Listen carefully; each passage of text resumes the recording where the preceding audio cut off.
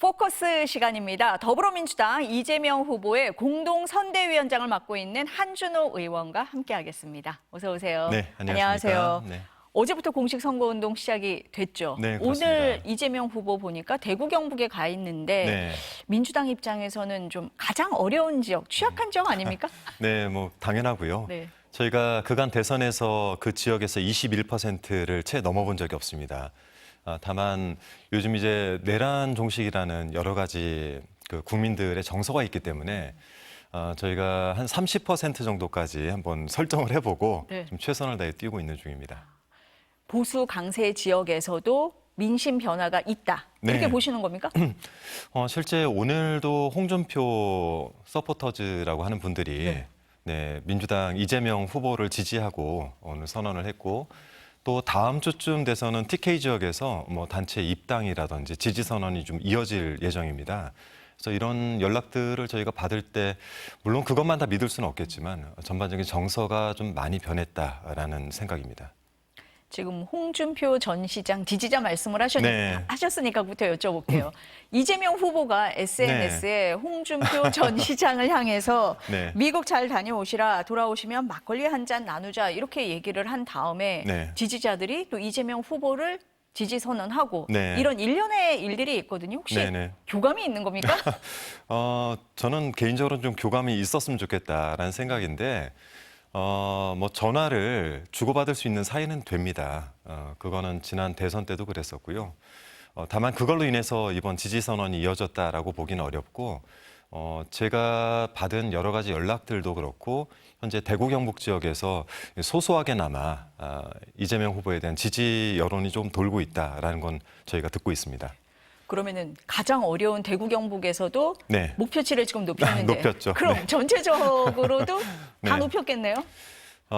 우선 이게 내란 종식과 국민 통합 그리고 헌정 질서 회복이라는 저희가 큰 주제를 가지고 하는 선거이기 때문에 과반을 넘길 바라고 있죠. 그것이 향후 정권을 저희가 되찾고 난 이후에 국민들께 뭐 이제 민생이라든지 여러 가지 것들을 챙기기 위한 큰 힘이 될 수 있거든요.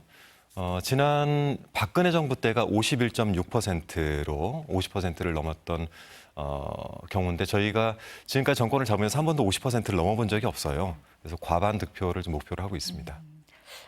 뭐 그림에도 화면에도 나오고 있는데 이재명 후보의 점퍼라든지 네. 신발이라든지 보니까 파란색에 빨간색이 같이 들어가 있더라고요. 저도 오늘 넥타이가 약간 빨간색이 좀 들어가요. 그러시네요. 네. 다들 일부러 그러시는 겁니까 지금? 이제 이재명 후보가 당대표 시절에도 늘 얘기를 했지만 좌측과 우측 그리고 빨간색과 파란색을 구분하지 않는 실용주의 그리고 중도 보수를 이미 선언했기 때문에 포용의 정치 또 통합의 정치로 나아가겠다라는 마음가짐이기도 합니다.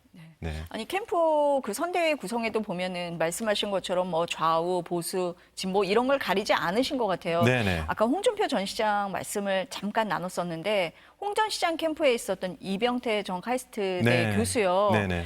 본인이 SNS에 이재명 후보 캠프에 합류한다라고 썼는데 네. 오늘 민주당에서는 아직까지 결정된 바 없다라고 얘기를 했는데 이게 뭐 내부 혼선이 있는 겁니까? 그렇지는 않고요. 본인이 SNS에 쓴 건 확실합니다. 다만 내부 영입이라든지 또는 당으로 입당이라든지 캠프에 합류라든지 이런 부분들은 저도 확인을 해봤는데 아직 공식화된 바는 없고요. 그리고 이러한 논의가 뭐 적극적으로 일어나고 있는지는 이제 표면에 띄워놓을 수 있을 정도 수준은 아니다 이렇게 판단하고 있습니다. 그러면 혹시 네. 이렇게 뭐 다양하게 여러분들이 선대위라든지 캠프에 들어오는 건 괜찮은데 네. 혹시 그게 뭐 갈등의 요소가 된다든지 하는 뭐 그런 면은 없는 겁니까 지금? 네, 우선 이제 그 외부에 계시던 특히 보수의 정당에 계시던 분들이 민주당을 지지하고 들어오시는 거는 늘 열려 있죠. 그 부분이 내란을 종식하고 헌정 질서를 회복하는 데 도움이 된다라고 하면 언제든지 열려 있습니다. 다만 이제 들어오실 때에 저희한테 뭐 보수 쪽으로의 확대성이라든지 정책을 저희가 좀 포용성 있게 받아들이는 부분은 괜찮은데 또 때로는 그분의 과거의 발언이나 이런 부분들로 인해서 좀 문제가 생길 수 있는 것도 있기 때문에 확인을 안 할 수는 없겠죠. 그런 분들은 조금 꼼꼼하게 지금 점검하고 있는 상황이다. 네, 뭐 그렇게 이렇게 이해를 해주시면 하면 될 것 같습니다. 될까요? 네. 네, 알겠습니다. 민주당 이번 선거 보니까 뭐 지지율에 있어서 많이 네. 압도적으로 앞서가고 있어서 그런지는 모르겠습니다만 후보의 안전을 제일 걱정하는 것 같아요. 어제 네. 점퍼 입는 모습 봤더니 안에 방탄조끼 입고 있더라고요. 네, 이미 어떻습니까? 방탄조끼를 입은 예. 지는 꽤 됐습니다. 저희가 윤석열 파면 직전에 야외 집회를 할 때는 뭐 일부 의원들도 입기도 했습니다. 그래서 지금 안전 문제가 굳이 저희의 높은 지지율 때문은 아니고요. 후보의 안전을 위협하는 테러 정보라든지 이런 것들이 당으로 많이 접수가 되고 있기 때문에 많은 군중 속에 들어가는 후보 입장에서 저희가 안전을 최우선으로 하지 않을 수가 없죠. TF 꾸린 걸로 알고 있는데 뭐 네, 대비책이 김민석 있습니까? 수석께서 예. 지금 맡고 계시고 대비책이라고 한다면은 우선 저희가 후보가 현장에 나갔을 때 최대한 악수를 좀 자제하도록 하고 있습니다. 여러 가지 테러에 이용되는 화학 물질이라든지 이런 접촉도 있을 수가 있고요. 또 자칫하면 군중 속으로 끌려 들어갈 수도 있고 해서 그런 부분들에 대한 안전 문제 그리고 지금 경찰 경호팀과의 소통 문제도 또 있고요. 또 연단의 방탄유리 설치에 대한 요구가 워낙 크기 때문에 뭐 여기에 대한 검토, 뭐 전반적인 것들을 담당하고 있습니다. 안전에 대해서 뭐 이미 또 테러 시도가 있었던 적이 있기 때문에 지금 네. 많이 우려를 하시는 것 같습니다. 민주당 선대위에 보니까 중앙선대위 산하에 골목골목 선대위 네. 이건 뭡니까? 골목골목 선대위가 이게 이번 지난 이제 보궐선거 때 제가 영광을 총괄을 해서 내려갔을 때도 비슷한 선거 방식을 취했었는데 보통 이제 유세차를 세워놓고 하는 군중들이 많이 모이는 집회를 하게 되면 이게 처음과 마지막은 괜찮습니다만 저희가 중간 영역을 확대하는 데 있어서는 크게 도움이 되지 않는다라는 판단이고 차라리 우리 지지층들을 끌어모아서 그 시간에 유세를 하는 시간에 다들 골목골목 들어가서 많은 분들 만나고 네, 그분들과 함께 대화를 하고 경청하고 뭐 이런 시간을 갖는 것이 선거에 도움이 되지 않느냐라고 해서 만들어졌습니다. 아, 오히려 가까이에서 만나고 하는 네. 시간을 갖자. 뭐. 그게 실제 저도 예. 선거를 여러 차례 네. 치러봤지만 큰 도움이 됩니다. 네. 골목골목 들어가서 누비면서 다 만나겠다. 뭐 네. 이렇게 이해를 하겠습니다. 네. 국민의힘 쪽 좀 들여다 보겠습니다. 네. 지금 돌고 돌아서 김문수 후보가 후보로 확정이 됐고요. 네. 신임 비대위원장으로 김용태 의원을 네. 내세웠습니다. 지금 어떻게 보세요? 최연소 의원인데 지역구. 글쎄요. 저는 오히려 김용태 의원을 조금 아는 입장에서는 뭐 정치적으로는 좀 안쓰럽다는 생각이 들어요. 좀 이용을 하는 측면이 없지 않아 있겠죠. 뭐 김용태 의원의 이미지, 그 나이대 이런 것들이 선거에 도움이 되겠다 판단이 들었기 때문에 앞에 내세운 것인데 근데 김용태 의원은 초선이고 지금 당선된 지 임기를 시작한 지 만 1년이 안 되는 의원 아니겠습니까? 비대위원장으로 세웠을 때 당에 대한 이해 그리고 뭐 지도력 이런 것들이 과연 기존에 있었던 비대위원장이나 당대표만 할까요? 그래서 허수아비라는 평가를 벗어나기는 어렵겠습니다만 그럼에도 불구하고 지금 현재 김문수 후보의 선대위 체제에서는 그만큼 쓸 수 있는 인력들이 좀 고갈돼 있는 상태인 거는 같습니다. 이준석 후보는 대리 사과의 역할 이렇게 평가를 하기도 했는데 네. 의원님도 좀 그런 부분을 생각하시는 것 같습니다. 지금 김문수 후보가 국민의힘의 대선 후보가 됐던 여러 가지 이유 중에 하나가 결국에 본회의장에서 본인이 이 친위 구테타를 일으킨 윤석열 정부에서 일했던 것들 또 거기에 일부 동조 같은 느낌을 띄었지 않습니까? 정무위원으로서. 그래서 거기에 대해 사과를 하지 않고 꿋꿋하게 버텼던 부분들이 특히 극우라고 평가가 되는 지지층들로부터 추앙을 받았기 때문에 후보까지 오를 수 있었는데 뭐 그런 것들이 본인 입장에서는 쉽게 버리진 못할 것이고 그를 대리할 수 있는 사람으로 제가 볼 때는 김용태 의원을 내세운 것이 아닌가 생각이 듭니다. 지금 사과 말씀을 하시니까요. 오늘 언론에서 주목한 부분이 어제 한 언론 인터뷰에서 김문수 후보가 계엄으로 고통을 겪고 있는 국민들에게 죄송스럽게 생각한다라고 네. 답을 한 게 사과냐 아니냐 논란이 일었어요. 의원님은 어떻게 보십니까? 그건 사과가 아니죠. 아닙니까? 첫 번째는 네. 본인이 공식적인 입장을 낸 것이 아니라 기자의 질문에 대해서 답을 하는 과정에 나온 거기 때문에 일단 사과로 볼 수 없고 진정한 사과를 한다면 정말 제대로 격식을 갖추되 첫 번째 우선 조건은 윤석열을 탈당시켜야죠. 그게 먼저 선제돼야 되고 그리고 나서 공식적인 입장으로 사과를 발표하는 것이 옳다라는 생각입니다. 저렇게 뭐 일부 기자들의 질문에 질의응답식으로 나오는 사과를 굳이 가져다가 사과냐 아니냐 이렇게 이야기를 나누는 것 자체가 좀 문제가 있다고 봅니다. 사과 아니다 이렇게 저는 보시는데 사과라고 볼 수 없습니다. 기자들이 그러니까 계속 물어보잖아요. 그럼 탄핵에 대해서는 사과하십니까? 라고 물어봤더니 김용태 비대위원장과 상의하겠다, 논의하겠다 이렇게 얘기를 하고 네. 김용태 비대위원장은 금년간에 후보가 입장을 발표할 수 있도록 준비하겠다 이렇게 얘기를 했습니다. 네. 어떤 결론을 내놓을 거라고 보세요? 그렇기 때문에 우선 사과가 아니다 이렇게 말씀드리는 겁니다. 사과라고 한다면은 그 정도의 생각은 가지고 있어야죠. 윤석열, 내란, 그러니까 친위구 태탈을 일으켰던 내란 수계 윤석열에 대해선 본인의 입장이 명확하게 있어야 되는 것이고 그로 인해서 국민들께 입힌 피해에 대해서 어떠한 부분의 피해에 대해서 또는 국민들이 어떤 정서에 대해서 사과를 할 것인지 명확하게 대선 후보라면 알고 있어야 되는데 그거를 이제 정치 1년도 채 안 된 비대위원장과 상의를 하겠다? 저는 이거는 회피죠. 네, 일종의 회피라고 보고 오늘 한 것은 그냥 기자와의 질의응답 정도였다라고 생각합니다. 사과라고 전혀 생각을 안 하시네요. 그건 저렇게 평가할 수가 없습니다. 네. 아까 윤석열 전 대통령 그럼 탈당부터 해야 된다 이렇게 말씀을 네. 하셨는데 출당에 대해서도 오늘 기자들이 물었더니 윤석열 전 대통령 출당은 생각해 본 적이 없다. 탈당은 본인이 판단할 일이다. 이렇게 대답을 했거든요. 그거는 굉장히 네. 책임감이 없는 공당의 답변인 것 같고요. 저는 국민의힘이 이번 후보를 내는 과정도 마찬가지지만 이 후보를 내는 과정에 있어서 관리도 문제가 있었고 특히 제일 중요한 것은 후보를 낼지 말지에 대한 고민조차 없었다는 게 가장 큰 문제라고 생각을 합니다.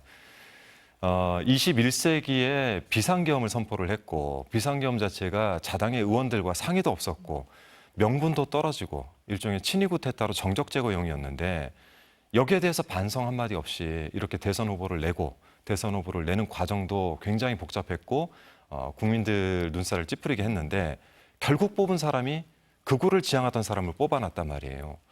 근데 여기에 대해서 국민의힘이 저런 이야기를 할 수 있는 입장이 될까요? 저는 좀 반성부터 하셔야 될 것 같습니다.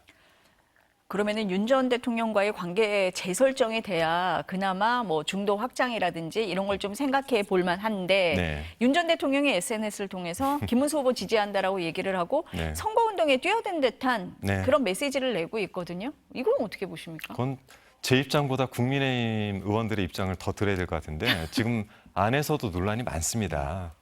도대체 왜 가만히 있지 않고 저렇게 매번 SNS에 입장을 내느냐, 정치에 참여를 하느냐, 가만히 좀 있어줬으면 좋겠다라는 게 제가 몇몇 국민의힘 의원들로부터 들은 이야기고요. 지금 현재 그 재판을 받고 있지 않습니까? 저는 좀 자중할 필요가 있다라는 생각이 들고 지금은 본인이 김문수 후보를 지지하고 말고의 문제가 중요한 것이 아닙니다. 일단 이 내란을 일으킨 데 대한 국민들에 대해 사과를 먼저 하는 것이 옳다라고 생각합니다. 민주당에서는 보니까 김문수 후보가 확정이 되니까 진짜 망언집 네. 이런 책을 냈습니다. 네. 이건 뭐 막말 논란 얘기하는 겁니까? 뭐 얘기하는 네. 거예요? 우선 뭐 빠른 대선이 펼쳐지고 있습니다만 대선 공고일이 난 이후부터는 국민들의 선택의 시간입니다. 헌법 제1조 2항에 우리 모든 권력은 국민들에게 주어져 있고 이 주권자인 국민들의 시간에 국민들의 선택을 위해서는 그 알 권리를 충족해 줄 필요가 있거든요. 뭐 국민의힘이 알아서 스스로 우린 이런 망언을 했었던 후보를 냈습니다라고 하지 않기 때문에 거기에 대해서 저희가 자료집을 발간한 것이죠. 네. 네. 뭐가 있습니까? 거기는 뭐 방송에서 참 안 되담기 그래서 이거 어려운 방송에서 내용들이 많아서 말씀하시기는 어려운 내용이다. 찾아보시면 뭐 쉽게 알겠습니다. 찾아볼 수 있습니다. 네. 네. 내일 국회 법사위에서요. 조희대 대법원장에 대한 청문회 열리잖아요. 네. 조희대 대법원장도 그렇고 대법관들도 안 나오겠다고 해요. 네. 그런데도 청문회 해야 되느냐 이런 반론도 있습니다. 어떻게 설명하시겠어요? 네, 충분히 네. 저희가 대법원이 정치 영역에 개입을 한 부분, 특히 그것이 국민의 시간에 개입을 한 부분에 대해서 따져 물어야 되기 때문에 청문회는 반드시 합니다. 제가 법사위에 또 확인을 했고요. 내일은 대법원장을 포함한 재판관들이 나오지 않는다 하더라도 관계자들이 나오기 때문에 이에 대해서 서로 질의응답을 통해 무엇이 문제였고 왜 사법부가 이 시간에 끼어들면 안 되는지에 대해서 국민께 소상히 알릴 필요가 있어서 내일 청문회는 진행을 할 예정입니다. 어떤 부분을 좀 따져야 된다고 보세요? 가장 중요한 것은 이례적인 부분들입니다. 특히 대선 공고일 이후에는 국민들의 시간입니다. 철저하게 주권자의 시간이고 이 주권자의 시간에 대법원이 그것도 조희대 대법원장을 통해서 굳이 끼어들지 말아야 되는 시간에 끼어드는 거 그리고 그러한 판단과 더불어서 결과들이 지극히 정치에 개입을 한 모양새를 띄었기 때문에 여기에 대해서는 국민들께 본인들의 입장에 소상히 밝힐 수 있는 기회이기도 하거든요. 청문회가. 이걸 회피했기 때문에 직접적인 이야기는 들을 수 없지만 여기에 대해서는 우리 정치권에서 바라보고 있는 사법부의 정치 개입이 어떤 부분인지 또 사법부가 바라볼 때 이제 국회가 문제 삼는 부분에 대해서 혹시나 해명을 할 부분이 있으면 그 해명은 무엇인지 그것을 서로 묻고 답하는 시간이 돼야 되겠죠. 근데 국민의힘 입장에서는 이런 얘기도 하더라고요. 이재명 후보 관련된 재판 다 대선 이후로 연기해 주지 않았느냐. 그런데도 불구하고 조희대 대법원장에 대한 사퇴를 요구하고 청문회를 개최하는 게 사법부에 대한 압박이다. 재판 개입이다. 이렇게도 얘기를 하거든요. 같은 선상입니다. 네. 그러니까 대선 공고일 이후에는 모든 재판들, 즉 사법부는 멈춰야 됩니다. 수사기관들도 멈춰야 됩니다. 근데 그것을 하지 않은 것이 대법원인 것이죠. 그렇기 때문에 저희가 청문회를 열어서 왜 그랬냐라고 묻는 것이기 때문에 국민의힘은 지금 그 내용을 알면서도 그런 질의를 하시는 것 같아요. 사법부가 개입을 했기 때문이다. 그래서 사법부가 개입을 하지 말라고 재판을 전체적으로 6월 3일 이후로 미룬 것인데 사법부는 그 공고 기일 이후에 개입을 했기 때문에 저희가 문제를 삼고 있는 것이다라고 말씀드리는 거죠.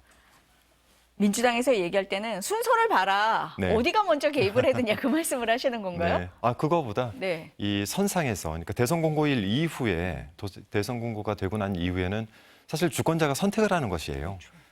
그리고 그 재판이라는 부분도 가장 큰 재판은 국민들의 재판입니다. 국민들이 문제가 있는지 없는지 소상히 보시고 그 선택을 6월 3일에 하시는 건데 거기에 사법부가 함부로 관여를 한 것이죠. 여기에 대해서 저희가 문제를 삼고 있는 것이고 또 재판이 지난 3월 25일 이재명 대표에 대한 공선법 제2심 재판이 이미 났는데도 불구하고 그것을 굳이 들어 올려서 대선 공고일 이후에 이것을 다룬 부분에 대한 문제인 거죠. 나머지 이재명 대표에 대한 재판은 그렇기 때문에 대선 기간에 열리면 안 되는 것이고 6월 3일 이후로 미루어진 것입니다. 그러니까 같은 선상에 놓고 보면은 네. 국민의힘 주장이 모순이 있다는 것입니다. 네. 원래 하면 안 되는 건데 했기 네. 때문에 문제가 그렇죠. 있는 거다. 이렇게 네. 말씀을 하시는 것 네네. 같습니다. 검찰이 그 공천 개입 의혹 관련해서 김건희 여사에게 내일 네. 청사에 나와서 조사 받아라 이렇게 통보를 했습니다. 네. 응할까요? 응하지 않겠죠. 지금까지 그래 왔기 때문에. 그러면 이제 검찰이 무엇을 할 것인가도 좀 주목해서 볼 필요가 있을 것 같습니다. 수사 어떻게 좀 진행될 거라고 보세요? 글쎄요, 지금 제가 볼 때는 검찰의 저런 모습은 진정성은 좀 떨어져 보이고 왜 이제서라는 질문들이 자꾸 머릿속에 맴돌지 않습니까? 그래서 이거는 약간 제가 볼 때는 요식행위 같아 보이고요. 실제 대선이 끝난 이후에야 제대로 수사를 좀 하지 않을까라는 생각을 가지고 있습니다. 말씀하시는 얘기를 들어보면 지난번 조사 뭐 특혜 조사다 이런 얘기 많았잖아요. 그 부분을 그렇죠. 말씀을 하시는 것 방문조사, 같은데요. 네, 방문조사를 했던 검찰이 이제 와서 적극적으로 조사할 리가 없다라는 생각이고 실제 그 조사를 맡게 된 뭐 수사 인력이나 여러 현황들을 봤을 때도 적극적으로 수사를 할 수 있는 준비는 되어 있지 않은 것 같다라는 판단입니다. 검찰에서는 근데 내일 수사에 응하지 않으면 강제 구인하는 것도 검토한다 이렇게 얘기는 나왔습니다. 네네. 직접 조사로까지 가긴 갈 거다 이렇게 보세요? 그럼요. 그렇게 네. 지금 갈 거라고 봅니다. 본인들이 뱉은 말이 있기 때문에 여기서 멈칫거리거나 또 너무 늦춘다. 이럴 때는 뭐 보고 계신 국민들이 워낙 많기 때문에 그것을 너무 늦추거나 멈칫거리기는 어려울 테지만 이제 구속을 하던 자리에 앉히던 이제 제대로 된 수사를 할 것이냐는 좀 다른 문제이기 때문에 그건 좀 지켜볼 문제인 것 같습니다. 그러면 이 수사가 윤 전 대통령으로까지도 이어질 거다 이렇게 보십니까? 당연하죠. 네. 뭐 서울 양평간 고속도로 종점 변경이라든지 아니면은 뭐 뇌물로 받은 것 같은 그 디올백이라든지 뭐 여러 가지 문제들이 권력형 비리 아니겠습니까? 민간인인 김건희 씨가 무엇으로 그런 권력형 비리를 일으킬 수 있었겠습니까? 남편이 대통령이었기 때문이다. 그래서 결국 종결에는 윤석열 전 대통령까지 가지 않을까 생각을 하고 있습니다. 혹시 이 수사가 선거에 좀 영향을 줄 거다, 민심에 영향을 줄 거다 이렇게 보세요? 사실 민심에는 뭐 크게 영향을 미칠 것 같지는 않고요. 워낙에 많이 발의가 돼 있는 문제이기 때문에 검찰의 태도에 대해서는 국민들께서는 지켜는 보실 텐데 뭐 지금 없던 게 갑자기 나타난 건 아니니까 네. 이것이 선거에 크게 영향을 미칠 것 같지는 않습니다. 그렇지는 않을 것 같다. 네. 네, 이제 선거운동 시작을 했으니까요. 공동선대위원장으로서의 역할 기대하겠습니다. 네, 고맙습니다. 오늘 말씀 여기까지 듣겠습니다. 네, 감사합니다. 네, 고맙습니다.